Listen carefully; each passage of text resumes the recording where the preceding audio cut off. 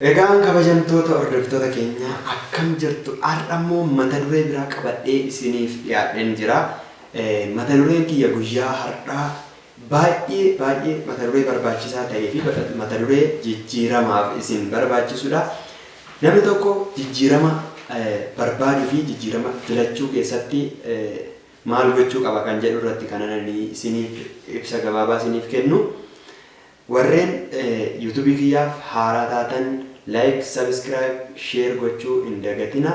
Yeroo subscribe gootan immoo mallattoo yaadachiistuu yookiin mallattoo bilbilaa fakkaattu kana tuquun keessan hin irraanfatina.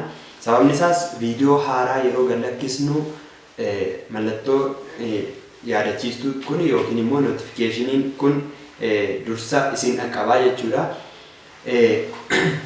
Har'a gara mata duree qabadheettiin isiniif darbaa ani Daani'el Daqsiisaa Daadhiitii nu waliin tura. Egaa jijjiirama filachuu fi jijjiirama barbaaduu wanta jedhu irratti isiniif haasa'a. Jijjiirama barbaaduu jechuun namni tokko jijjiirama ni barbaada yoo jenne namni biyya lafaa irratti dhalatee biyya lafaa kana gubbaa jiru hundi jijjiirama ni barbaada. Jijjiirama barbaaduu fi filachuu gidduu hanga lafti kunii fi samiin kun walirraa fagaatu garaagarummaa guddaatu jira jechuudha.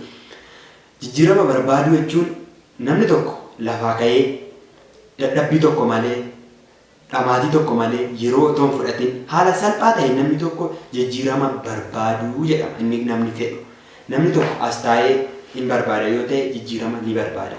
Mucaatu abbaa isaatiin maal jedhaan beektu? Abbaa mana ijaarrachuun barbaada. Akkas hojjechuun barbaada. Manni koo G+3 ta'uu qaba, G+4 ta'uu qaba jedhee abbaa isaatti karoora isaa itti hima. Abbaan isaa garuu akkas jedhee deebisee ilma koo sirriidha mana abjuu keetii ijaarratteetta. Garuu immoo manni kee gadi jabaatee dhaabachuudhaaf hundee barbaada. Bu'uura mana keetii sana gadi fageessuu qabda. Mana abjuu keetii mana karoorfatte ijaarratteetta. Garuu immoo manicha ijaaruudhaaf mana as keessaa baasuu qabda. Sammuu kee keessa mana jiru kana gadi buustee hundeedhaan gadi dhaabdee too'ii ijaaruu qabda. Lafa qabachuu qaba manni kee jedheen abbaan. Kanaaf maal jechuun barbaade namni kamiyyuu wanta tokko jijjiiramuudhaaf iddoo guddaa ga'uudhaaf nama guddaa ta'uudhaaf kabajamuudhaaf ni barbaada. Kuni jijjiirama barbaaduu jedhama jechuudha. Jijjiirama filachuu jechuun garuu namni tokko jijjiirama yeroo filatu akkamittiin filata? Jijjiirama filachuu jechuun wantoota sadirratti hundaa'a. Wantoota kana sadan isiniifan ibsaa na hordofa. Tokkoffaa namni jijjiirama filatu jijjiirama guddaasaa jijjiirama iddoo ta'e ga'u filachuudhaaf wanti isa barbaachisu inni jalqabaa imimmaantu isa barbaachisaa jechuudha. Nama imimmaanii ta'uu qaba.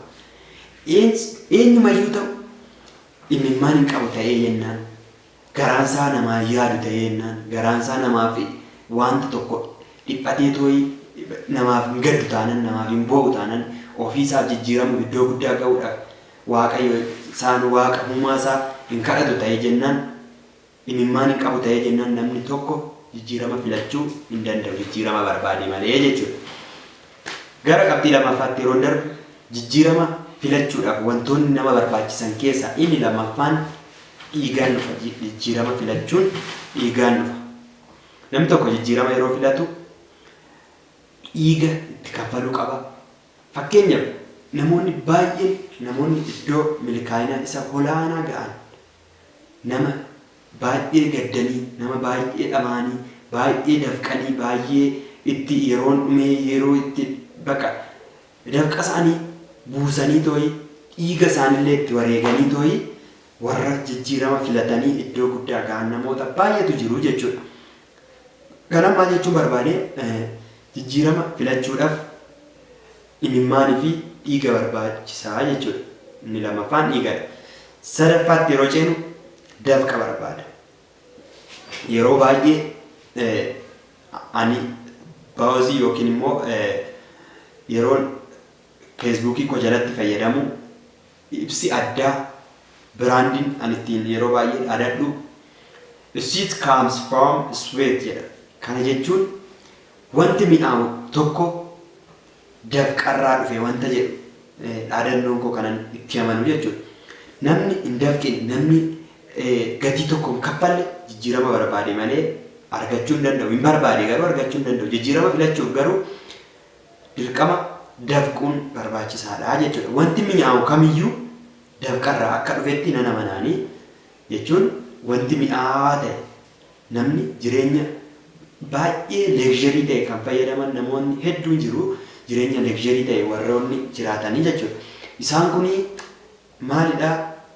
Jireenya leegzarii jiraachuu isaanii dursa dafqaniiru, imimmaan buusaniiru, dhiiga isaanii kaffalanii wantoota kana sadan kaffalaniitu nama guddaa ta'anii jechuudha. Kanaaf dirqama wanti dafqanii fidan nama mararaa jechuudha.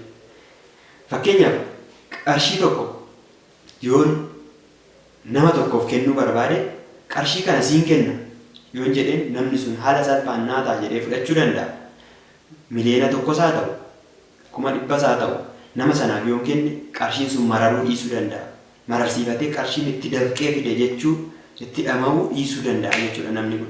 Kanaaf wanti dafqaan dhufe wanti gatiin itti kaffalame gatiiwwan amma dubbadhe qabxii sadan imimmaan dhiiga dafqaan wantoonni dhufan kun sadan baay'ee jijjiirama warra filataniif murteessaadha jechuudha. Ati hoo har'a jijjiirama ni barbaadda? Hin filattamoo ni barbaadda? Koomentii jalatti naa barreessaa. Yeroo baay'ee namoonni jijjiirama barbaadan galma ga'an, namoonni jijjiirama filatan garuu galma ga'u. Namni jijjiirama barbaadu callisee as taa'ee yaada isaatiin wal falmaa oola.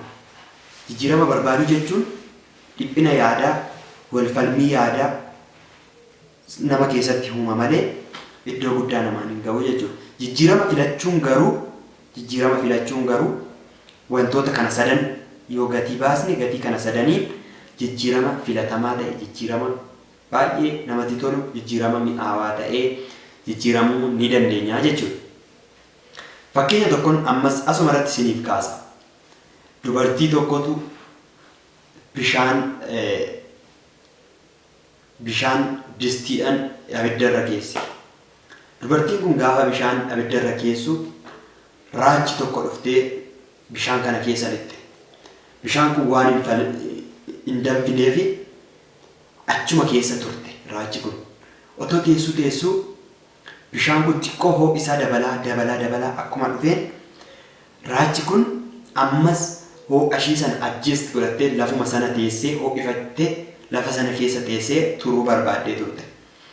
Garuu dhumarra gaafa bishaan sun pireesharii guddaan yookiin dhiibbaa guddaa jalaan abiddi itti ho'aa jiru sanaan baay'ee gaafa danfuu jalqabu bishaan kun baay'ee ho'a guddaarraa kan ka'e danfuu gaafa jalqabu amma bahuu hin dandeessu. Raachi kun amma keessaa bahuu hin dandeessu gonkumayyuu. Nan ba'a jennaan harki ishee achumatti laamsha'ee ture. Asii nan ba'a jennaan lukti ishee achumatti laamsha'ee ture. Kanaaf achuma keessatti duute. Har'a sittan hima obboleessa koo obboleettii koo warri miidiyaa kanaan na hordofaatiin jirtan jijjiirama ni barbaadamoo ni filatta? Bakka amma jirtu kana ho'ifattee hin taa'in obboleessa obboleettii koo sosocho'i bitaan mirga keemee sosocho'i ilaali waa adda baasuu yaala. Jijjiirama inni hiriyaa keetii namoonni ati har'a ilaalaa turtan namoonni har'a kunooti jettanii hiyyeessa umaan beeku deegadha jettanii tuffattan borukkoo iddoo guddaa ga'ee nama guddaa ta'ee gaafa inni biyya irratti beekamee jedhu ati garuu achi teessee rakkoo namaatti quba qabaa.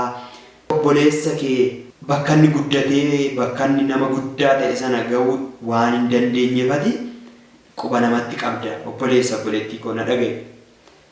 Jijjiirama ni barbaadamoo ni filatta? Kanaaf koomentii jalatti nan barbaadas yoo jette nan filadhas yoo jette naa barreessi. Mata duree biraan hanga walitti deebinutti nagaatti naa tura. Warri ammayyuu liinkii kana sabiskiraayibii goone yuutuubii keenya sabiskiraayib nu godhaa. Achumaan mallattoo bilbilaa cinaatti argamtu tuqaa notifikashiniin akkasiin dhaqqabuufi jechuudha dursa yeroo viidiyoo gad lakkisnu